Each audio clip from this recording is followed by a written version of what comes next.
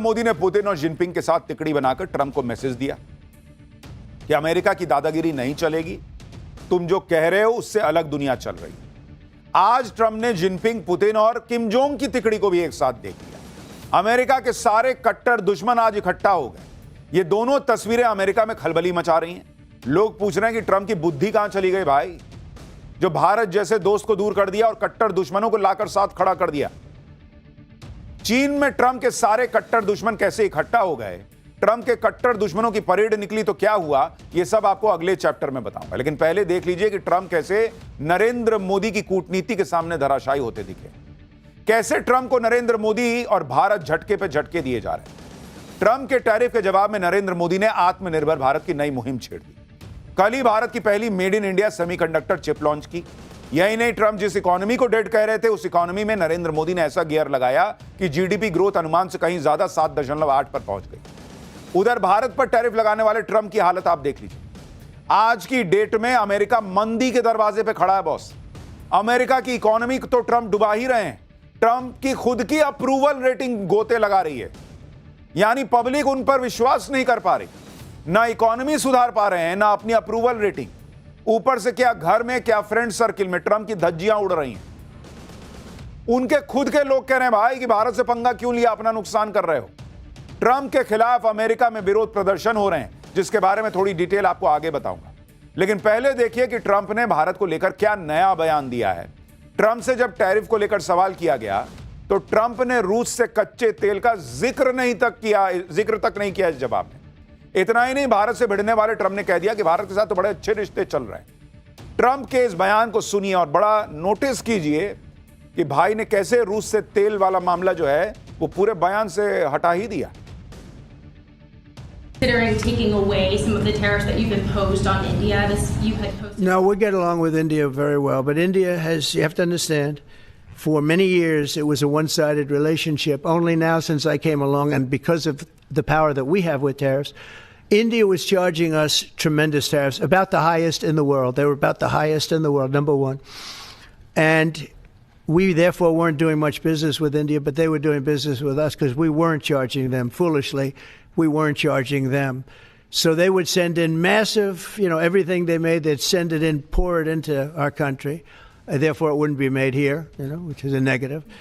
But we would not send in anything because they were charging us 100% tariffs and, यानी Trump की ये बातें सुनकर लग रहा है कि वो बस यू टर्न लेने ही वाले हैं, क्योंकि जिस भारत को वो टारगेट कर रहे थे अब उसके साथ अच्छे रिश्तों की बात करने लग गए हैं।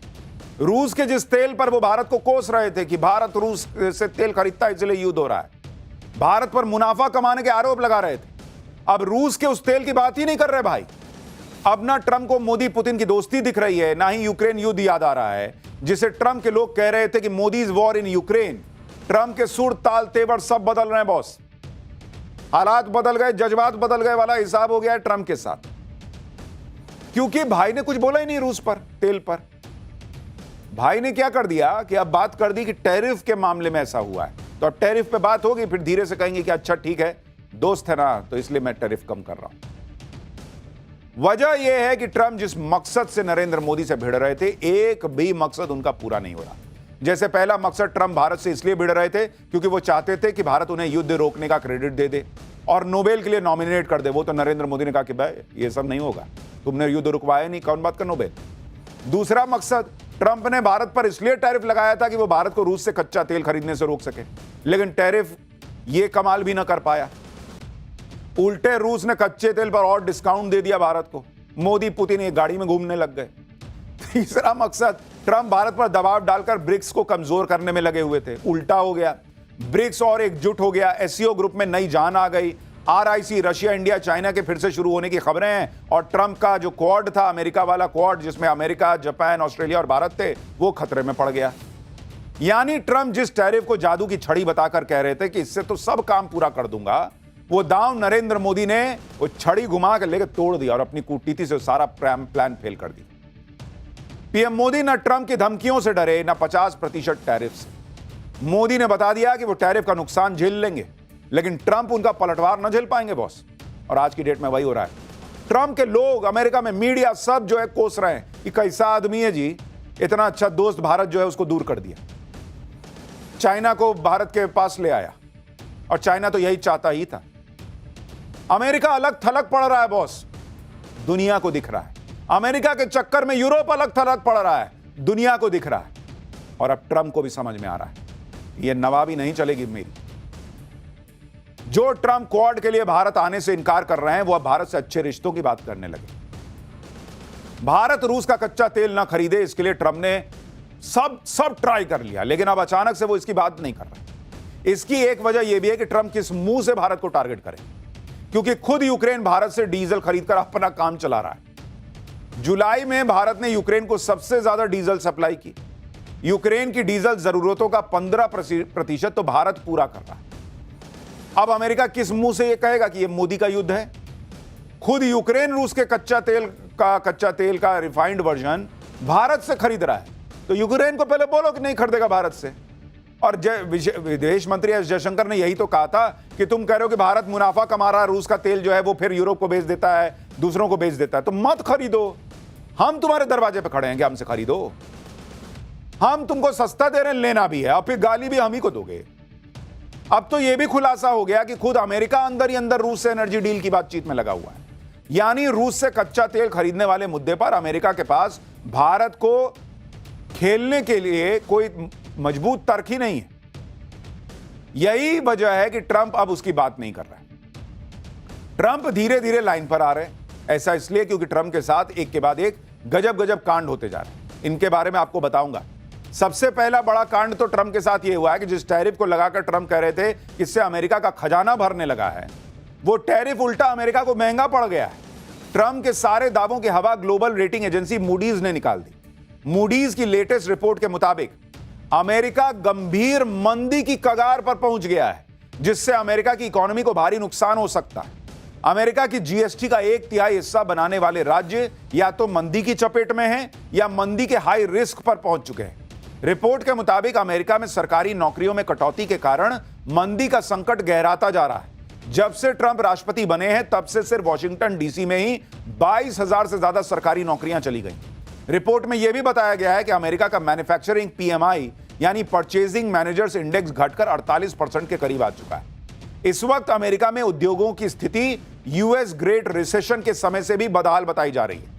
मूडीज ने इसकी बड़ी वजह दुनिया भर में के देशों में टैरिफ अटैक को बताया और कहा है कि अमेरिका के उद्योग ट्रंप प्रशासन की इंपोर्ट ड्यूटी के गलत प्रभावों से जूझ रहे हैं।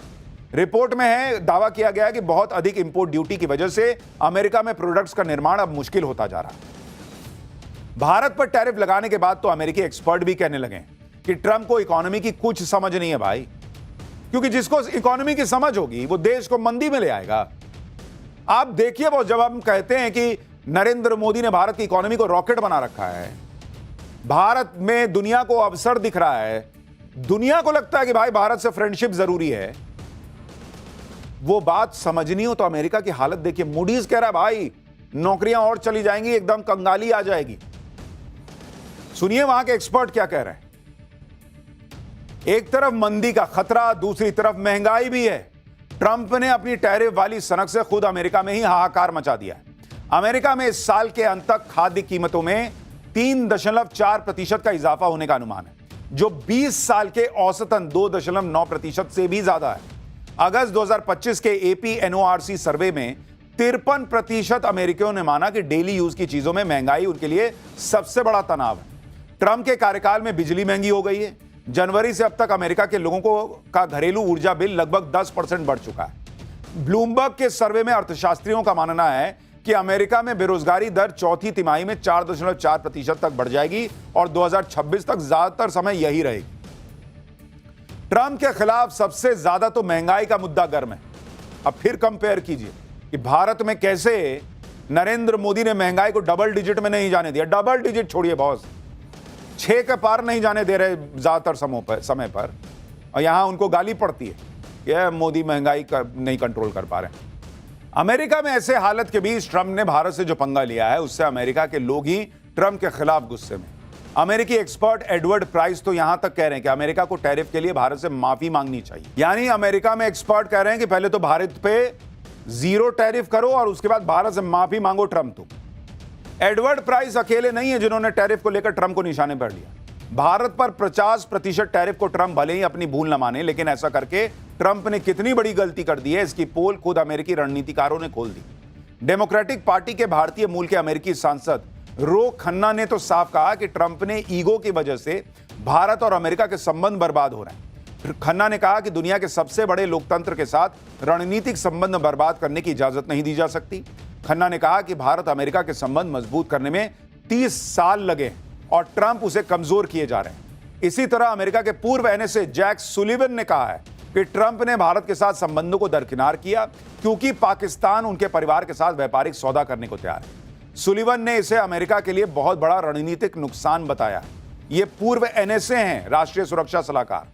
ट्रंप के पहले कार्यकाल में एनएसए रह चुके जॉन बोल्टन ने कहा कि दशकों से पश्चिमी देशों ने भारत को रूस से दूर रखने वाली अपनी नीति अपनाई। चीन के खतरे को लेकर भी भारत जरूरी है, लेकिन ट्रंप ने अपनी विनाशकारी टैरिफ नीति से दशकों की इन कोशिशों को ध्वस्त कर दिया। यानी बड़े बड़े लोग अमेरिका में ट्रंप को कह रहे हैं कि क्या ही कर दिए यार तुम, और वो इसलिए कह रहे हैं क्योंकि नरेंद्र मोदी झुके नहीं। अगर भारत झुक गया होता, अगर भारत जो है वो ट्रंप के टैरिफ नीतियों के हिसाब से चला गया होता, उनकी बातें मान लेता, तो आज ये सब ना होता। आज दुनिया देख रही है कि यार भारत की क्या ताकत है यार, अद्भुत। और इसलिए ट्रंप की छीछालेदर हो रही है। ट्रंप का आज की डेट में हाल यह है कि वो भारत के खिलाफ जाल बुन रहे थे, लेकिन उसी जाल में खुद फंस गए। अमेरिका में उनके खिलाफ विद्रोह हो रहा है। अमेरिका के अलग अलग शहरों में ट्रंप की नीतियों के खिलाफ लोग सड़क पर उतर चुके हैं। लेबर डे पर न्यूयॉर्क में ट्रंप टावर के सामने सैकड़ों की संख्या में प्रदर्शनकारी इकट्ठा हुए। प्रदर्शन कर रहे लोगों ने ट्रंप को वापस जाना होगा जैसे नारे लगाए। न्यूयॉर्क ही नहीं, 1 सितंबर को लेबर डे के मौके पर अमेरिका के कई शहरों में ट्रंप की नीतियों के खिलाफ लोग सड़क पर आ गए। इन प्रदर्शनों के बीच ट्रंप को अमेरिकी कोर्ट से भी झटका लगा। सैन फ्रांसिस्को की एक कोर्ट ने प्रदर्शनकारियों को काबू करने के लिए नेशनल गार्ड्स और अमेरिकी मरीन्स की तैनाती को अवैध घोषित किया। कोर्ट ने अपने आदेश में साफ कह दिया कि ट्रंप का यह कदम कानून के खिलाफ है और इससे सेना का गलत इस्तेमाल हो रहा है। दरअसल ट्रंप ने जून में कैलिफोर्निया में हुए प्रदर्शनों को रोकने के लिए 4000 नेशनल गार्ड और 700 मरीन सैनिक तैनात करने का आदेश दिया था। ट्रंप ने कैलिफोर्निया के हालात बिगड़ने का हवाला देकर यह आदेश जारी किया, लेकिन सुनवाई के दौरान कोर्ट ने माना कि सेना के जवानों ने जाकर भीड़ को कंट्रोल किया, बैरिकेड लगाए और ट्रैफिक को रोका, जो सीधे सीधे लोकल पुलिस का काम। यानी ट्रंप के खिलाफ अमेरिका में भयंकर गुस्सा है, उनकी खुद की अप्रूवल रेटिंग गिर रही है, उनकी इकोनॉमी बर्बाद हो रही है, उनको उनके लोग गालियां दे रहे हैं, प्रदर्शन हो रहा है। ट्रंप चौतरफा घिर चुके हैं। ट्रंप को राष्ट्रपति बने 7 महीने हुए, लेकिन अमेरिकी कंसल्टिंग कंपनी गैलप के सर्वे के मुताबिक दूसरे अमेरिकी राष्ट्रपतियों की तुलना में अपने कार्यकाल के पहले साल के अगस्त महीने में ट्रंप की अप्रूवल रेटिंग सबसे घटिया, सबसे कम है। ट्रंप की अप्रूवल रेटिंग सिर्फ 40%, जबकि अगस्त 2021 में अपने कार्यकाल के पहले साल बाइडेन की अप्रूवल रेटिंग 49%। 2009 में बराक ओबामा का जब पहला साल था तब उनकी 53% अप्रूवल रेटिंग, और जॉर्ज बुश की तो 56% थी। भाई 40% पर अटक गए। अमेरिकी लोग भी खुलेआम ट्रंप सरकार को अमेरिका की अब तक की सबसे भ्रष्ट सरकार बताने लगे हैं। यानी अमेरिका में ट्रंप की इज्जत की धज्जियां उड़ रही। उधर भारत के खिलाफ काम कर रहे ट्रंप कूटनीति में भी अकेले पड़ते जा रहे हैं। अमेरिका के जो भी बचे खुचे दोस्त हैं वो भी अब खुलकर भारत के साथ खड़े हो रहे हैं। जैसे आप जर्मनी को देख लीजिए। भारत को डेड इकोनॉमी कहने वाले ट्रंप को जर्मनी ने आईना दिखा दिया। भारत दौरे पर पहुंचे जर्मनी के विदेश मंत्री ने भारत को इंडो पैसिफिक रीजन में बड़ा पार्टनर बताया और कहा कि भारत इनोवेशन और टेक्नोलॉजी का पावर हाउस बन चुका है। दुनिया के सबसे बड़े लोकतंत्र और उभरती हुई इकोनॉमिक पावर के तौर पर भारत रणनीतिक तौर पर अहम क्षेत्रों में विशेष महत्व रखता है। जर्मनी के विदेश मंत्री ने कहा कि भारत के साथ आपसी सहयोग मजबूत करने से उनके देश को महत्वपूर्ण फायदा होगा। और जो लोग पूछते थे कि अरे नरेंद्र मोदी विदेश में जाते हैं, इंडियन डायस्पोरा के बीच बात करते हैं और कहते हैं देखो मैंने भारत में ये किया, देखो भारत ऐसे बदल गया, उसका क्या फायदा? उसका ये फायदा है बॉस, 10 साल में नरेंद्र मोदी ने घूम घूम के दुनिया में बताया है कि देखो भारत कितनी अद्भुत जगह है, आओ आओ भारत में पैसा लगाओ, भारत में निवेश करो, भारत में काम करो। दुनिया को बताया उन्होंने और दुनिया आज महसूस कर रही है कि हाँ यार बात तो सही है। इसी तरह से आप यूरोप के ही देश फिनलैंड को देख लीजिए। वहां के राष्ट्रपति एलेक्स टर्ब ने तो साफ साफ कह दिया कि अगर भारत के साथ सम्मानजनक दोस्ती नहीं की गई तो ग्लोबल वेस्ट की हार निश्चित है। फिनलैंड के राष्ट्रपति ने कहा कि एक तरफ ग्लोबल वेस्ट अपनी बची खुची ताकत को बचाने में जुटा है, दूसरी तरफ चीन में हुई एससीओ की मीटिंग ने न्यू वर्ल्ड ऑर्डर का इशारा कर दिया है।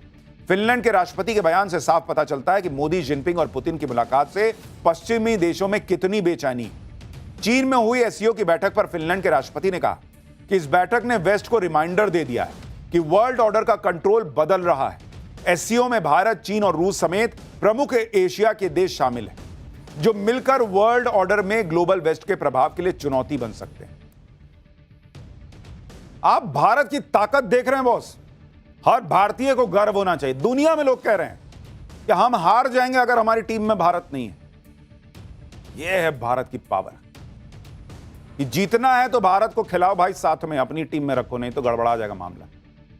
यह भारत की अग्रेसिव डिप्लोमेसी है कि ट्रंप के दोस्त देश भी भारत का खुलकर साथ दे रहे हैं। इसी से ट्रंप के सुर भी बदलने लगे। उधर भारत अमेरिका की ट्रेड डील को लेकर भी बड़ी खबर आ गई। केंद्रीय वाणिज्य और उद्योग मंत्री पीयूष गोयल ने यह उम्मीद जताई है कि इस साल नवंबर तक भारत और अमेरिका के बीच ट्रेड डील हो सकती है। पीयूष गोयल ने उम्मीद जताई कि चीजें जल्द ट्रैक पर आ जाएंगी। पीयूष गोयल ने बताया कि अमेरिका के साथ बायलैटरल ट्रेड एग्रीमेंट पर बात चल रही है। इससे पहले अमेरिका के वित्त मंत्री स्कॉट बेसेंट ने कुछ दिन पहले कहा था कि आखिरकार भारत और अमेरिका को साथ आना ही होगा। यानी अब ट्रेड की बात हो रही है। इससे तेल ना खरीदो, उससे दोस्ती ना करो, उससे मिलो नहीं, मुझे